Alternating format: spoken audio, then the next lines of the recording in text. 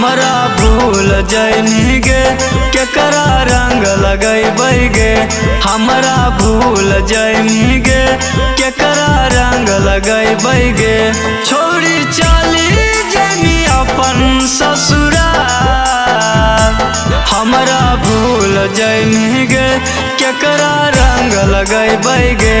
हमरा भूल जैनी गे केकरा रंग लगैबै गे।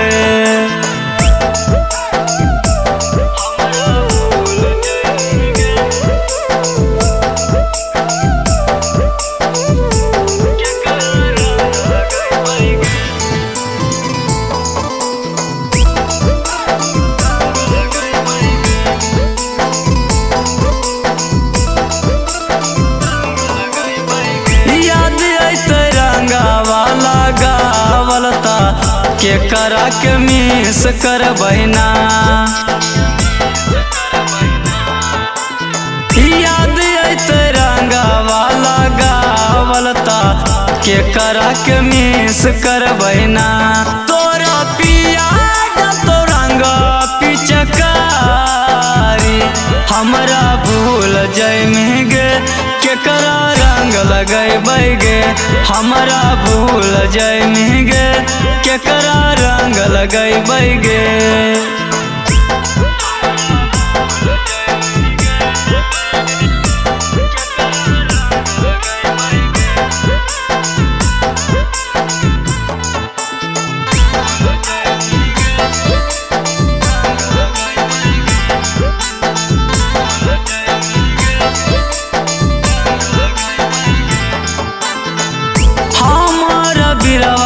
छौड़ी रह जैतो पियावा के झर जैतो ना।